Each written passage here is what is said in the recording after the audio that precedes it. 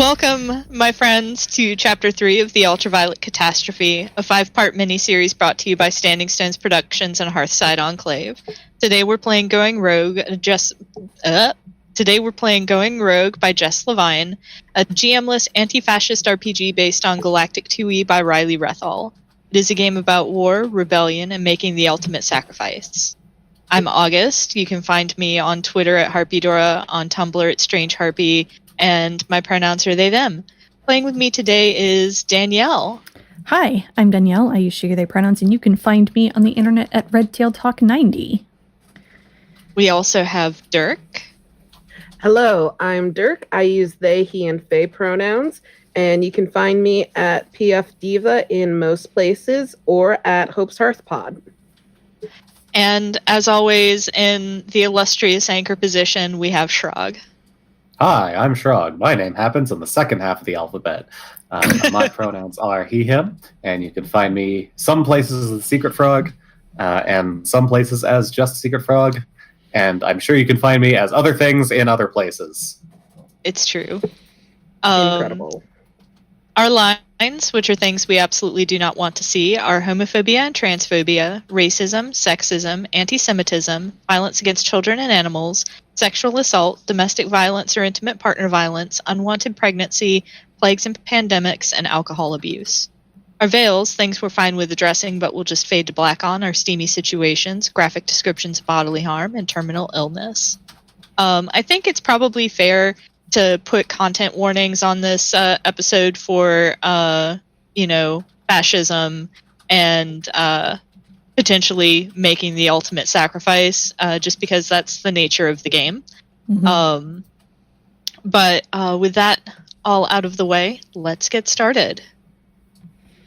So, Going Rogue, and by extension Galactic 2E, both games are belonging outside belonging games, which means that we have, rather than having dice, the game is kind of run on a token economy, where you gain tokens by taking vulnerable moves and you spend tokens to make strong moves and kind of move the game along that way. It also has another mode of play called idle dreaming, where we discuss things and ask questions and build on the answers that we give, and we'll actually be starting in idle dreaming as we lay out our characters. Each character has a playbook that kind of defines who they are and the actions that they take. And since I am at the start of the alphabet, I will selfishly go first. I am playing Marius, thank the gods for small favors, using the spy playbook. The spy is a skilled operator, highly committed but ruthless. Their power comes from their cunning, determination, and willingness to do whatever it takes. Marius is... too many tabs. Marius's look, according to the playbook, is an impassive face with piercing eyes. They're a kind of short, willowy person with long brown hair, usually kept in a braid, and sharp features. Their wardrobe style is a mandate uniform, hidden pockets, and high-tech goggles. The mandate being kind of like the evil empire. Think of the evil empire in Star Wars, as Star Wars is a big touchstone for both Galactic and Going Rogue. And do we want to go ahead and do the playbook questions, or do we want to introduce everybody and then do our playbook questions and relationships? I think playbook questions, and we'll do the ask up and down after. Okay. So each playbook has some unique questions to them. My playbook's questions are a principle that I have broken, and that principle is to allow harm by an action is to be responsible for that harm yourself. A principle I will not break is retribution is necessary against anyone who has brought harm. something that I sacrificed is the family from whom you ran away. More on that later, I'm sure. Something that I'm fighting for is the lover I left in order to protect them. That clearly won't come back to bite me in the ass. Definitely not. Some relationships with NPCs that Marius has, and I think Marius is a little unique here because they have 3 relationships as opposed to 2 for everyone else, which makes sense because the spy builds on connections. My first relationship is with Soul. Uses she, her pronouns. She's the maverick criminal who always has what I need. I also have a relationship with Marnie, uses she, her pronouns, and she is the trusting contact I rely on for information. And then finally, I have a relationship with Kiki, uses she, her pronouns, and she is my daring former squad. Oh, goodness gracious. I can talk today, I promise. My daring former squad mate that I keep in touch with. All right. I am playing Talanor Jezrin, who uses he, they pronouns, and uses the Knight Errant playbook. His look is a stony, scarred face and penetrating eyes. His wardrobe style is a sentimental pendant, an oft-repaired but well-kept armor, a damaged but functional astroblade. A cause I was once committed to was an interchangeable unit of the Mandate before they committed an atrocity. A principle I abide by is duty to fight for the freedom of the oppressed, and a lost principle burning a hole in my heart is to never harm the innocent.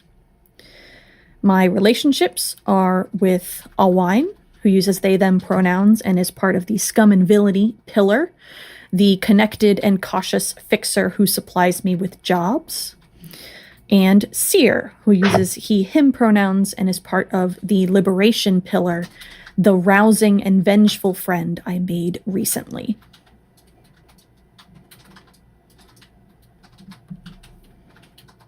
Oh, yeah. All right, I am next.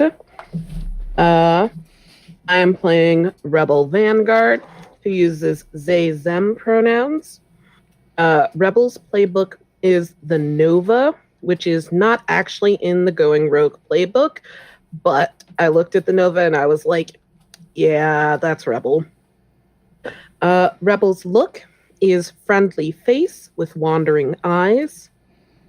Their wardrobe style is simple jewelry, an astroblade holder, and scrounge ups. The first playbook item is before the space between I was, and Rebel doesn't remember what they were before the space between. The next playbook item is 2 things I have and 2 things I'm searching for. 2 things Rebel has are an astroblade and the Mandate's hidden vulnerability. 2 things Rebel is searching for are their inner balance and respect from those they admire. Rebel's relationships are Aurora, she, her, in the Scum and Villainy pillar. She is their wise and connected mentor with unconventional methods. Rebel's other relationship is with Sam, they, she, he pronouns, and Sam is part of the Mandate pillar. Sam is their cynical and inventive lover. All right, and I am playing Vivien Blackthorn as the Loyal. The Loyal is a stalwart friend, difficult to win over, but unwavering in their allegiance. Their power comes with their tenacity, self-sacrifice, and uncompromising commitment to care for those they are bonded to. Their pronouns are they, them. They have an unflinching face with wary eyes. Their wardrobe style is imposing combat armor and matching disguises for you and a comrade. I didn't see anything skimming through about, the vibro axes are like being a thing. they probably have some sort of plasma axe or just a heavy blaster. I haven't picked necessarily. We can play to Have a find weapon out of what some happens. Yeah. One of my questions is 2 qualities I respect are skill and empathy, and 1 quality that doesn't impress me is fame. The Loyal Playbook also introduces the bond pillar, with which Vivien has a bond with Talanor. The other question I have is, how did my bond earn my trust? Talanor spared me when they could have killed me.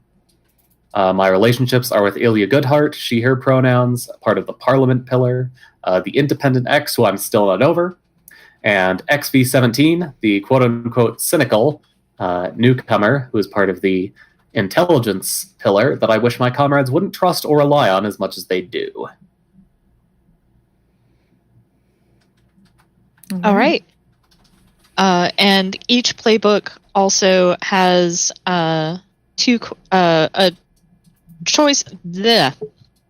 I can talk, I promise. Each playbook has a set of questions that you choose to ask, one to the player to the right of you and one to the player to the left of you. We're asking, quote unquote, up and down in the document. So the question that I am asking Vivien is, how have my unique connections or information been invaluable to you recently? Yeah, the answer is that Sol made a deal with some junk traders recently and put me back in touch with XP17, who is the only link I still have to the Shadowlamp Intelligence Squadron, who were all murdered 3 years ago. XP17 was their reconnaissance droid and the only survivor. Fun. And the question that I'm asking Talanor, what is one lie that you caught me in, and how did it make you feel? The reasoning you gave Talanor that helped inspire them to fight alongside you was, in part, a lie. They're in too deep to back out now, but it's made it hard to trust you again. Oh, yeah. My first question is to Marius. What did you do that inspired me to fight alongside you? Marius told you that joining the cause was what helped them get over losing Kari, their lover, which may have been a teensy bit of a lie by omission, but it helped get you functional for the cause. And Rebel, why did I risk myself to protect you recently? Rebel was doing something with the space between, and it was very challenging and obvious to Talanor that Rebel was struggling with it. So Talanor let Rebel draw on them to complete the task. Word. All right. For my questions, the one I'm asking upwards to Talanor is, what intimate moment did we share recently? Rebel found Talanor crying, almost inconsolable over the death of his husband, and responded very compassionately to his grief. And the question I'm asking down to Vivien is, why have you been worried about me recently? And Vivien is worried that Rebel's attitude toward their spiritual journey is too reckless and incompatible with the mission, and is going to get Vivien or their squad mates killed.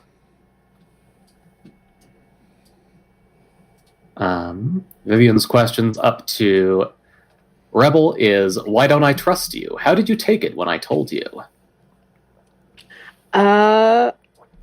Vivien doesn't trust Rebel because Rebel's lover is in the mandate, and when they told them as much, Rebel informed them that they're not leaving Sam, because if they do, there won't be anyone to help Sam leave the mandate when Sam eventually does do that.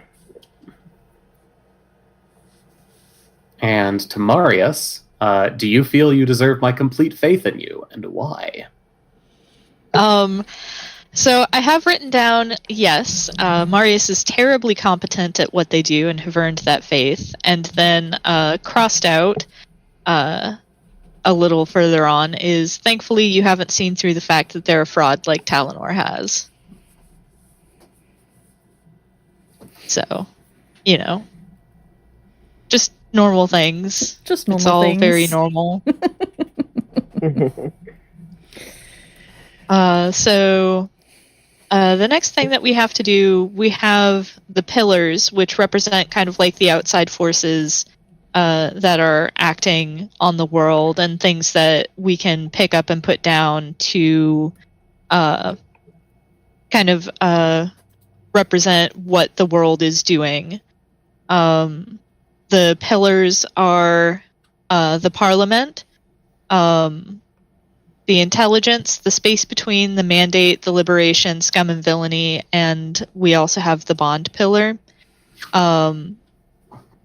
The next thing that we need to do is we need to choose the desires for these pillars, which kind of guides the sort of how we want these things to interact with our game. So, do we want to start at the top in the dock with the Parliament? Yeah. Sounds good to me. So the Parliament represents a diverse range of forces, factions, and commitments joining together to try to negotiate their differences and devise a plan that they can all share. We have several desires as options.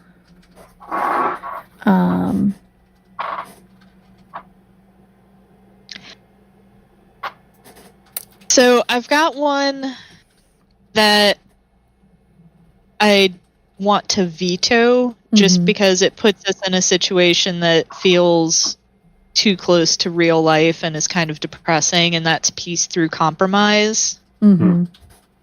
So if that's okay with y'all, I'd like to veto that one. Yeah, that's Totally fair. That fully tracks. I like safety from retribution for the innocent. Yeah. I was thinking about that one too. That's a good one. I think maybe powerful allies. Sounds good.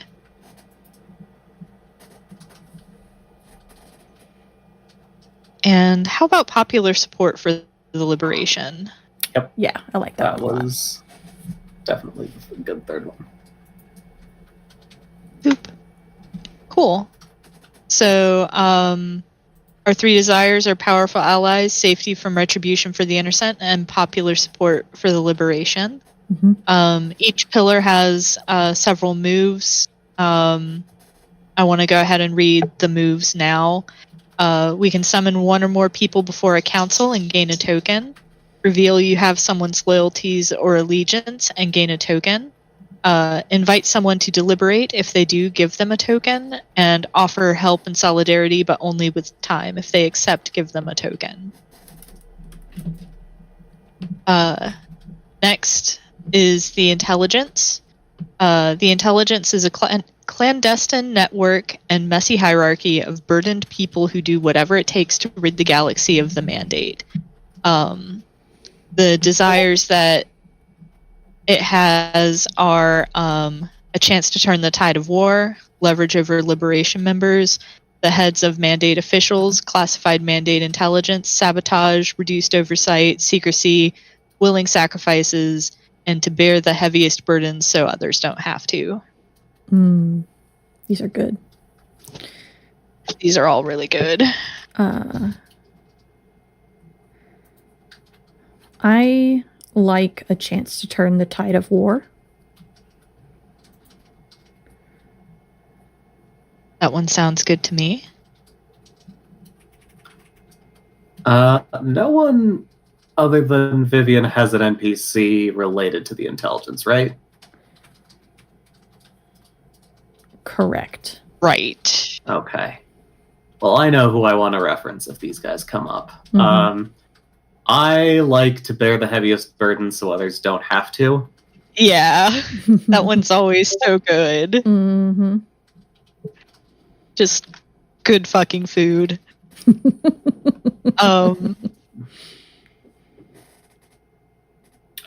Maybe also sabotage, but I already picked one, so.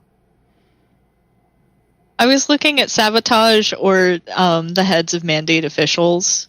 Although I think So good. they both set different tones, because the tone of the heads of mandate officials, it puts the intelligence at a more like viscerally violent, directly violent footing, and sabotage kind of puts them in the shadows. So I think it really depends on how we feel about which way we want it to go. Another wrinkle is that XP-17 specifically would only care about classified mandate intelligence. They literally only exist to gather information. But they don't have to be our main interface.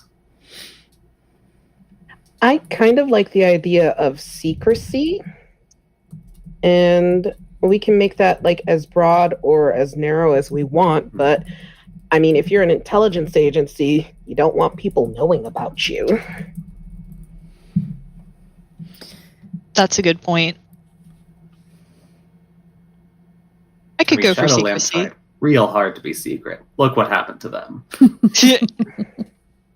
Wait, who tried? Oh, my backstory characters. Ah. All right, shall we go with secrecy? Yeah. Sure. So our 3 desires are a chance to turn the tide of war, secrecy, and to bear the heaviest burdens so others don't have to. The intelligence's moves are take someone aside for a secret meeting and gain a token, reveal a previously unknown weakness and gain a token, apply leverage over someone and give them a token, and offer help and solidarity but ask them to complete a task. If they accept the task, give them a token. Next we have the space between. The galaxy is never silent. It is alive and humming with energy that you can feel if you pay attention. Our desires are solidarity, difficult choices, balance, intense bonds and uncontainable emotions, solitary training, enlightenment, revelation, unity with those who came before. I mean, given the theme of these streams, unity with those who came before.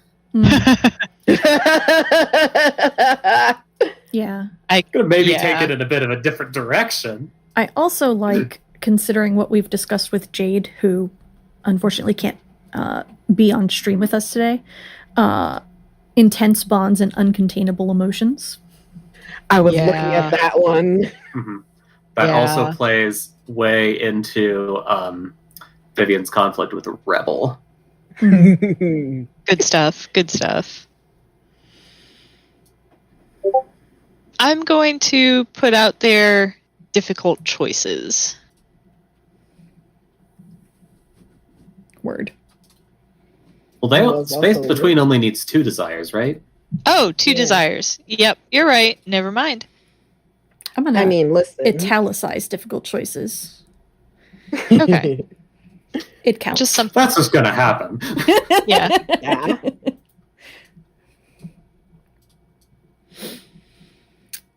All right.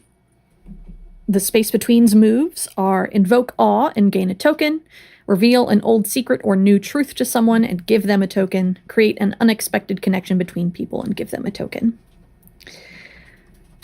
The Mandate is an intergalactic superpower that uses its might to control the galaxy with fear, propaganda, and alienation.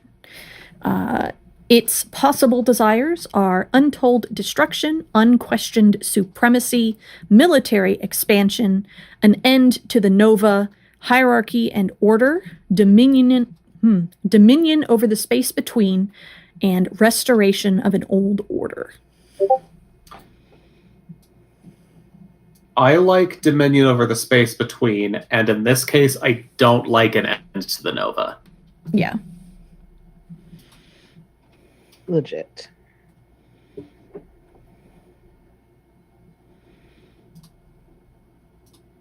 I think unquestioned supremacy, maybe? Yeah, I think that should be the other one. Yeah, I was looking at that too. Word. you got that. I like that. Its moves are foreshadow a larger threat and gain a token, put someone in immediate danger and give them a token, intercept information or supplies and give a token to whom you've taken from. All right. Next is the Liberation. The Liberation are your comrades in arms, the people of the galaxy who are actively resisting and fighting back against the Mandate. The Mandate's possible desires are retaliatory violence, long-shot missions, hope renewed, military strategy, imagination of a better world, ideological discourse, and working together. Jade, who has document privileges, has highlighted hope renewed, which I do It's like. like we can still hear their voice.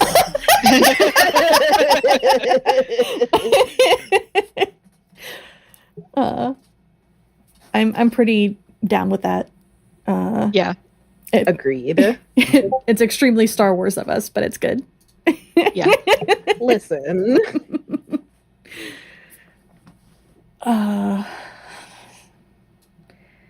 I think imagination of a better world.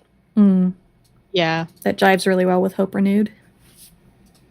Yeah, and it keeps us from floundering too much towards like Grimdark. total hopelessness. Yeah. Because we have some angst gremlins in the stream. Listen. I was looking at August, but you also count. Oh, with that desire, it's almost like some of us can like vividly picture a better world that like we could even see ourselves living in. Funny that. Cat, choose a spot and sit there. No. Preferably not directly in front of my monitor. As he sits directly in front of my monitor. Lay down. There. Of course. He likes the hot air coming off of the fans. The Liberation's moves are complicate someone's vision of freedom and gain a token, offer help and solidarity with or without a cost. If they accept, give them a token, introduce dangerous plans and ask others to participate. If they do, give them a token, ask, what does a better world look like to you? And give them a token if they answer. Next is scum and villainy. You know, criminals. Their potential desires are uncomfortable bargains, understanding, the jackpot, secrecy, strings to pull, escape from this livelihood, fresh blood, enough credits to get through the week. And for this one, I'm the only one without an NPC in this pillar, so y'all have at it. I really Go ahead. I'm eyeing enough credits to get through the Same. week. Exactly the same. Very good one. I also kind of like both understanding and also escape from this livelihood. So I like understanding. I think part of the reason that I'm not as into escape from this livelihood is because I'm thinking of Saul and like how she absolutely would not be able to exist in other circumstances. But Legit.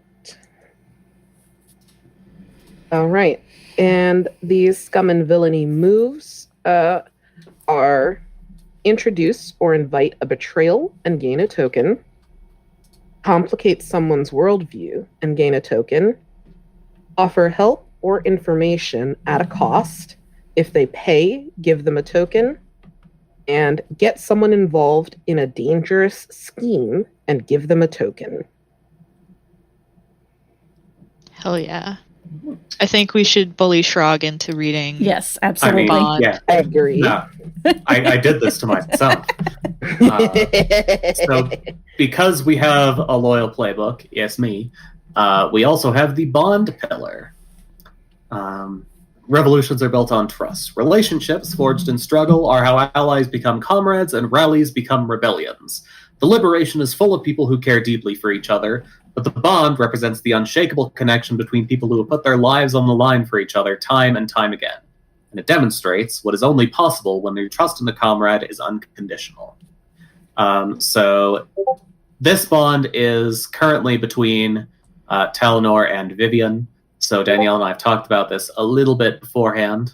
So our choices here are choose 2 qualities that the bond has, one that it does not, and one that it wishes to have. So in our case, we've already chosen, I guess we could change our minds if we really wanted to. But currently we have down that the bond has recognition of the self through the other and honesty. It does not have romance, and it wishes to have debts repaid. Though in this case, not necessarily to each other, but to just the world at large. Mm-hmm.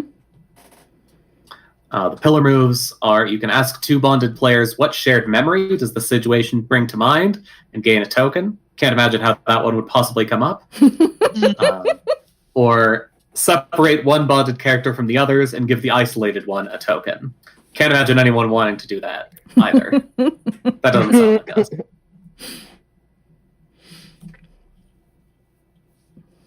All right.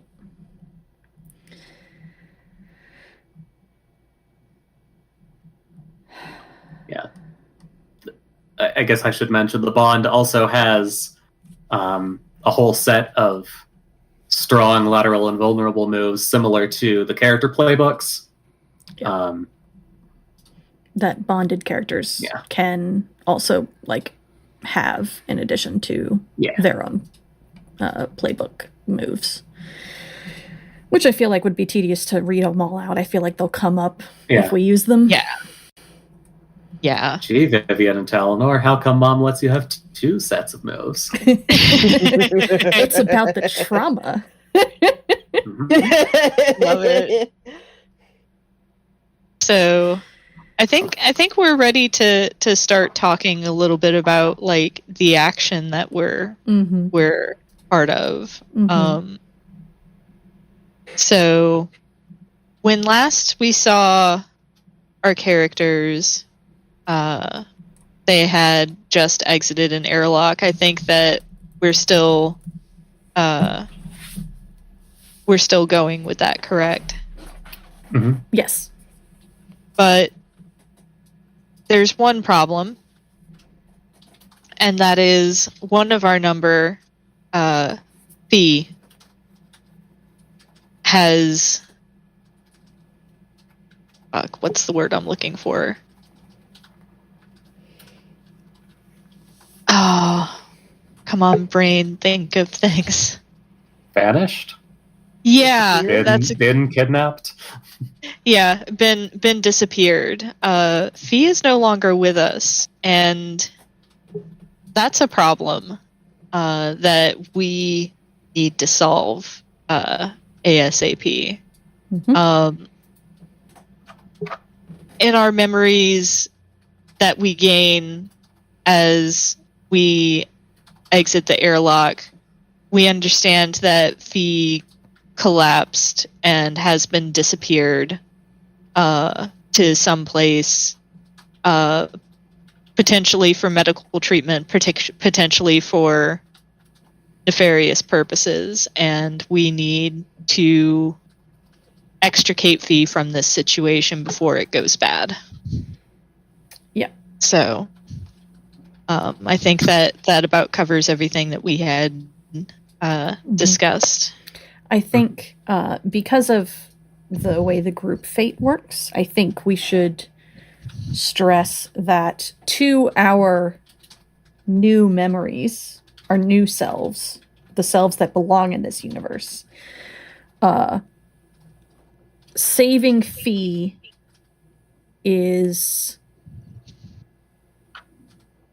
critical to our resistance as a whole. I think critical enough that it's worth potentially sacrificing yourself for, I think. Mm-hmm. Yeah. Phee, I would like to posit that Phee holds some connection to a MacGuffin that may or may not be fungal in nature that could be leveraged by either the Mandate or the Liberation to put some sort of decisive end to a conflict. Yes. So, Yeah. I mean, and also they have a connection to the space between, Mm-hmm. and somewhat different way from the Nova, but we can't let the Mandate control them. Mm-hmm. mhm. Yeah. Yep. I would also like to posit that our flood of the memories from the last two iterations is coming in as we are entering this airlock. Mm-hmm. Yeah. Like just flooding in all at once. Yeah. This is for my own purposes. Don't worry about it. I'm sure it's fine. I'm worrying about it. This is what the surprise tool that won't help us later. What could possibly go wrong with having 2 entire lifetimes beamed directly into your brain? Suddenly, without any kind of notice. Couldn't imagine. Mm-hmm. Oh my god.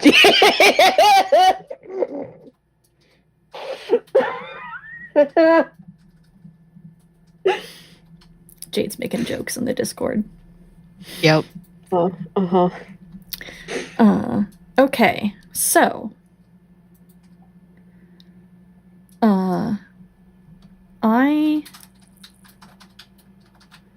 I think, if you all don't mind, that I can take narrative point on this first scene. Sounds good. Sure. Okay. So we have entered this airlock. And the ship that ferried us here flies off. And as the new station that we are on begins to re-equalize the pressure and run whatever decontamination procedures, we 4 are hit with this flood of emotions and memories. And I think Talanor, at least, he was... This Talanor looks younger than the ones that we have seen before. He doesn't have nearly as much gray in his hair, and not as many scars on his face. He still has that kind of stony, stoic expression, but just less weathered in general. And he stands in this airlock with like one hand resting idly on the hilt of his Astra Blade, which is strapped to his hip. And as the doors open to the station itself, he begins to exit and stumbles as these memories hit him. And he catches himself, but not before running into the security guards who are on the other side of the door. And I think I am using the fate move, introduce a threat standing in the way of your mission. As the security guard kind of like catches Talanor by the shoulders and pushes him back. And ask us in general, who are you? What is your business here? Don't you know that this station has been locked down?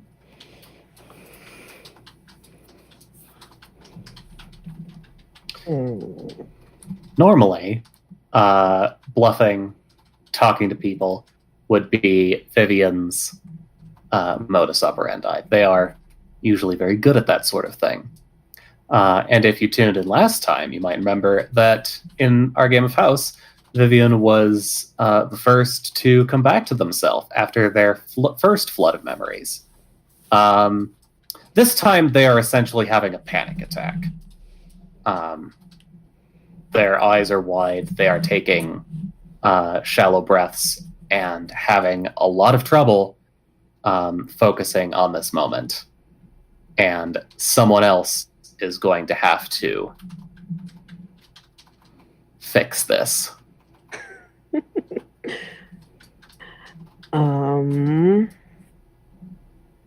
So I have a vulnerable move that I think might be worth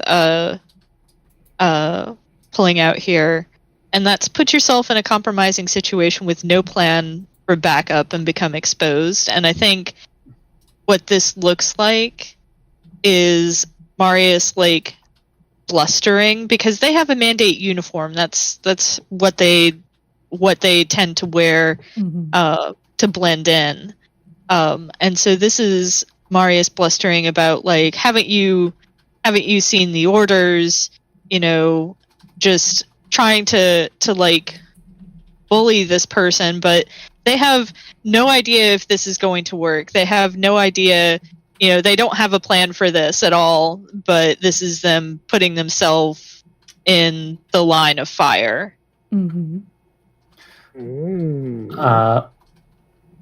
Hey, quick question, August. Do you think Marius considers Vivien's failure to step up here failing when someone is counting on me?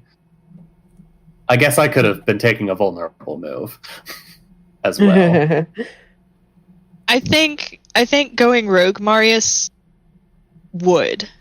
I don't think TUC Marius, like our Marius, necessarily sees that as a disappointment, but the Marius that belongs here would. And I think that if it weren't for the fact that they're trying to desperately to bluff their way through this, they might have some cognitive dissonance about it. Okay. I mean, I'll take a token. It almost seemed like they got this.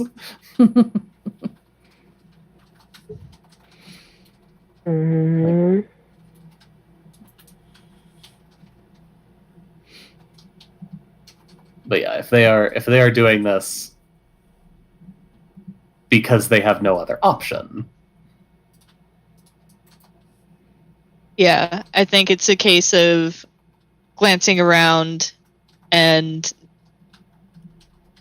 this Marius's kind of instincts taking over.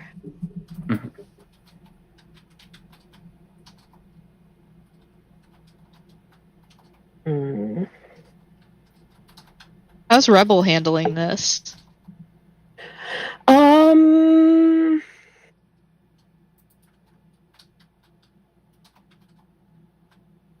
That's complicated to answer.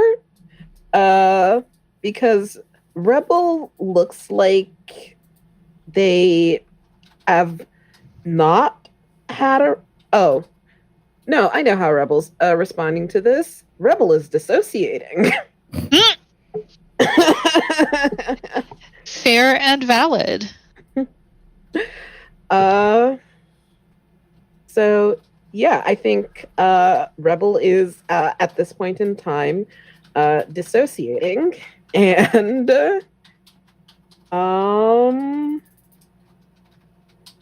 I think I want Rebel to like move to try and help either Talanor or Vivien. Probably Vivien, because Talanor is with Marius by the guards. So, I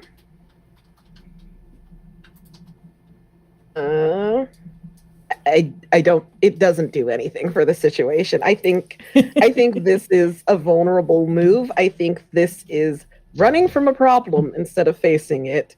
Not literally running, but that is what Rebel is doing right now. Mm-hmm. Okay. I think that Talanor, after being kind of pushed away by the guard, kind of shakily regains their footing. And almost like tunes into what Marius is saying halfway through. And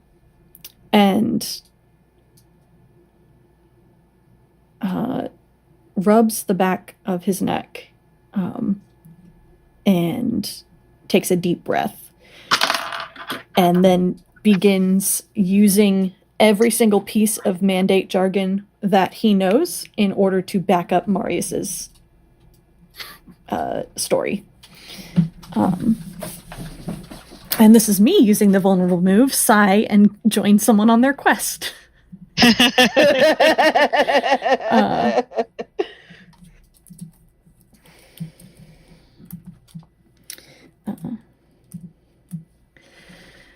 So we all have a token.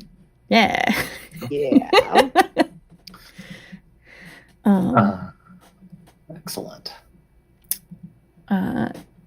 I think the mandate, these guards. So one of the things about belonging outside belonging games is that anyone can pick up the pillars to bring them into a scene.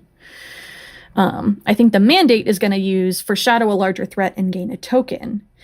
And I think the security guards buy this story, but also they're like, well, we're going to write this up to our superiors. And they like take down the credentials that we give them, and pictures of our faces to go and write a report on us arriving here. And they warn us, like, we'll escort you to, I don't know, some communal area, and you're not to leave there until the lockdown is lifted. Oh boy.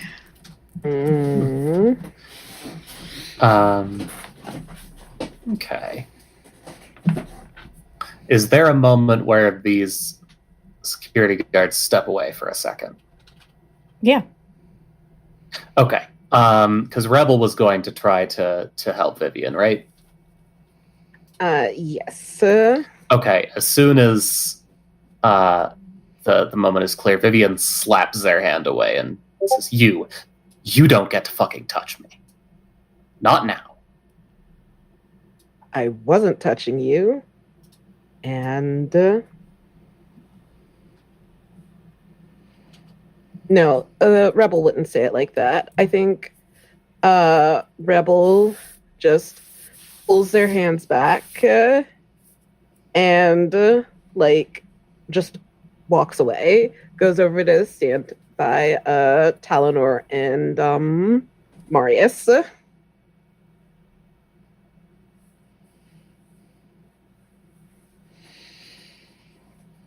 Marius is kind of taking a deep breath and then says,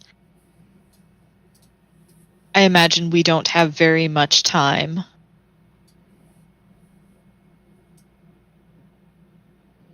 Yeah, probably not.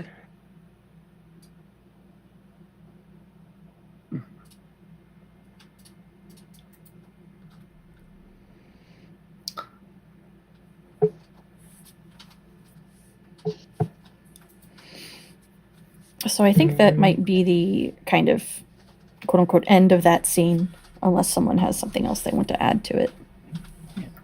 I have a general detail. Mhm. I think I know what is going to point us in Phee's direction.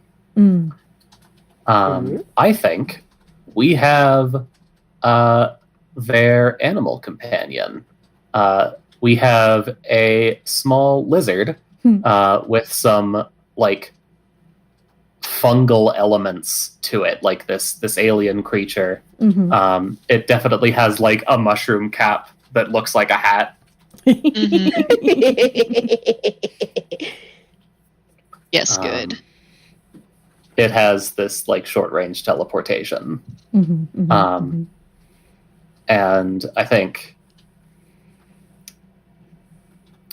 I think it poofs onto Marius' shoulder. Marius is a little taken aback because the last time that they remember seeing this lizard, it was almost as large as they are. But that is tempered by the fact that they know that this is Phee's little guy, and they shake their head and they're just like, "This is. I do not believe I will ever get used to this." It bleps.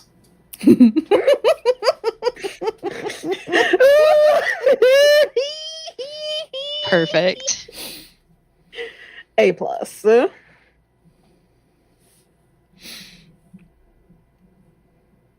Very good.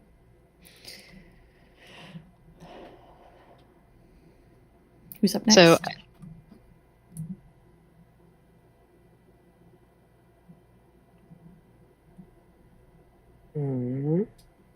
were you going to say something, August? Oh, I was going to suggest we return to idle dreaming if nobody has any ideas for scenes. Oh. But it sounds like Dirk does. Yeah, I think I might have an idea for a scene. Because we're being taken somewhere, and this is a full space station. It's like a city or something, right? Okay. So I have an idea, and it's going to invoke my mentor. So I'm taking a look at various fingers, because Danielle is the best human person in the world. That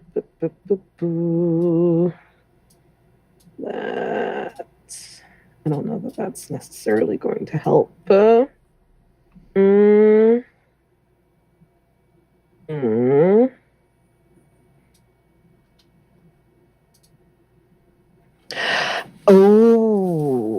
Oh, I have a thought. Okay. Yes. I have made this thought work. And who is Solace? Who's Marius's contact? Marius's? Yeah. Okay.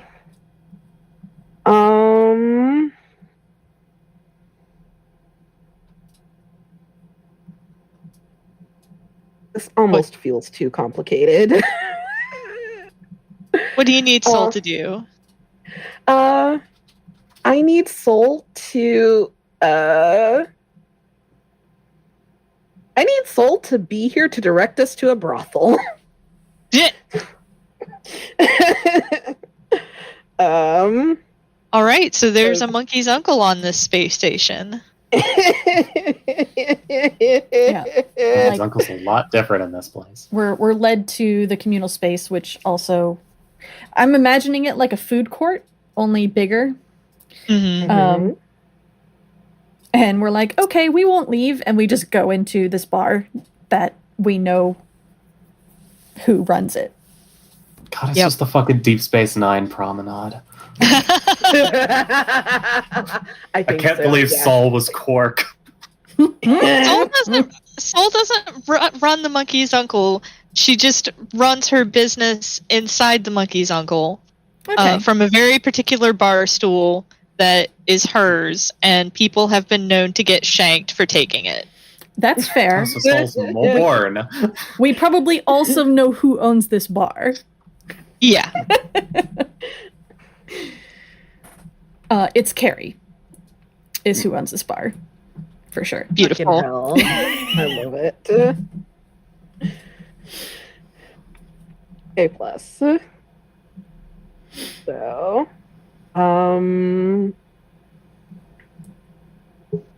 that was the extent of the thought I had, is like, between Soul and Aurora, they can somehow help us out.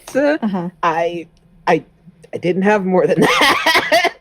So Soul, out of all the bars and all the seedy joints, however it goes, these 4 idiots walk in. Soul just kind of looks everyone up and down. Marius raises a hand in greeting, and it's a very stiff greeting, and Soul just kind of rolls her eyes and then knocks back the rest of her drink and just says, "What?"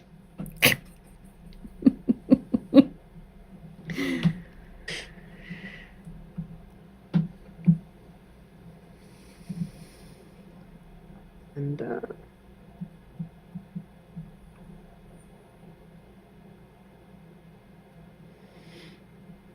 I want Rebel to say something here, because, like, if nothing else, Aurora is connected, and Aurora and Saul are both in Scum and Villainy. So, can we say that the two of them know each other? I'm fine with that. Just looking back on your description of Aurora. Oh, to be clear, Aurora is the madam of a brothel. Okay. So, yeah, we can definitely say that Soul and Aurora know each other. That doesn't change Soul's reaction of just like, what? But if Rebel is asking, like, hey, is this person on the station, Soul can be like, hang on, let me check something.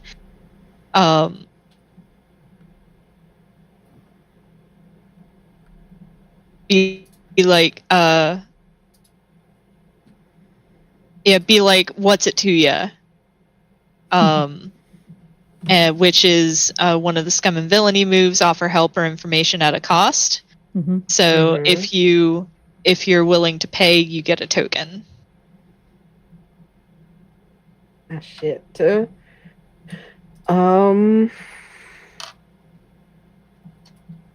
What does Soul even want? I think Rebel like will just ask straight up. Well, what do you want? Soul sighs and is just like, what does anyone want around here? Cred, good drink, hot meal. I'll be nice and let you pick. And for some reason, I can't get Soul's voice today, so pretend. Just pretend that her voice is, a kind of low southern drawl. Mm-hmm.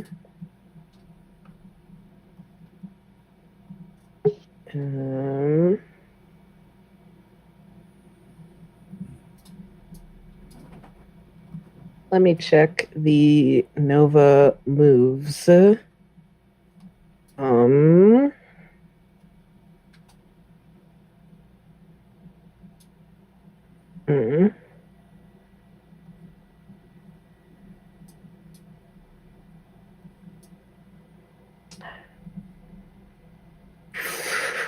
Mm.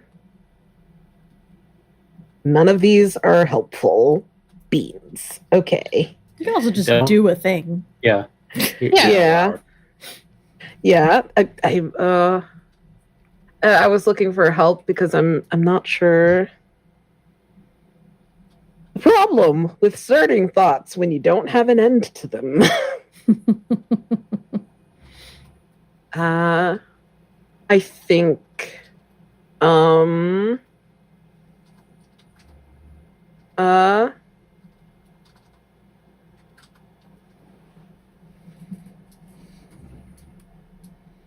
I think what Rebel says is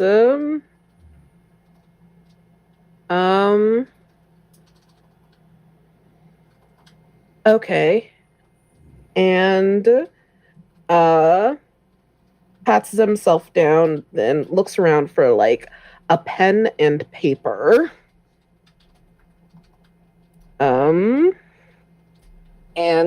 is going to basically write down the name and contact information for someone they know who is like a world-class chef, and just be like, this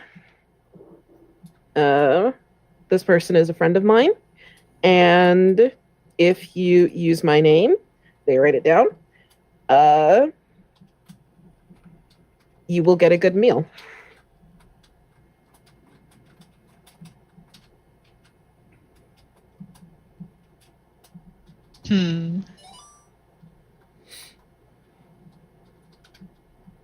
I think Soul, looks Rebel up and down for a second, doesn't take the paper immediately, and then,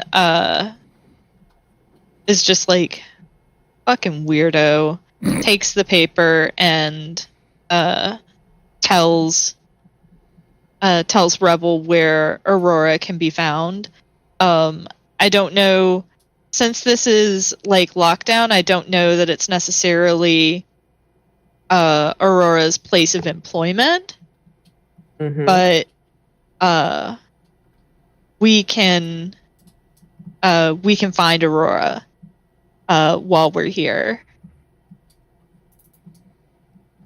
Okay.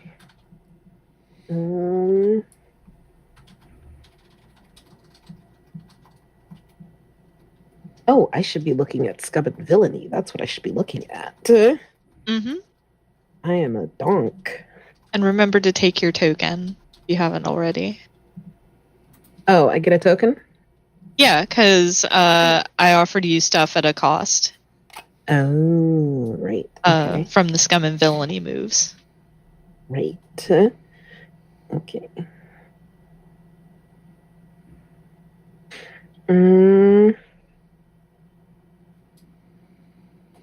Yeah. So I think that where we end up is probably it is somebody's house. It's like an apartment. It's somebody's place. And I think Aurora opens the door, sees Rebel, and you can visibly see Aurora going, "Oh boy, this is gonna be something." She doesn't say that all over her face. But she steps aside, lets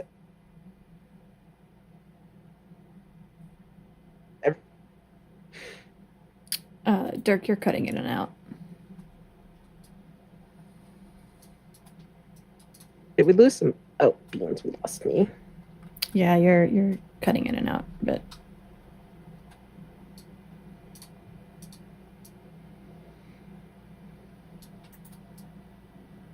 Can you hear me? Yes. Yes. Okay. Sorry, my thing cut out for a second. I'm here. I swear I'm here. Okay, son of a biscuit. My thing keeps making that noise. I'm going to close my Discord and my internet and reopen it. That usually helps. Why 1 don't second. we take this option to take a 5-minute break?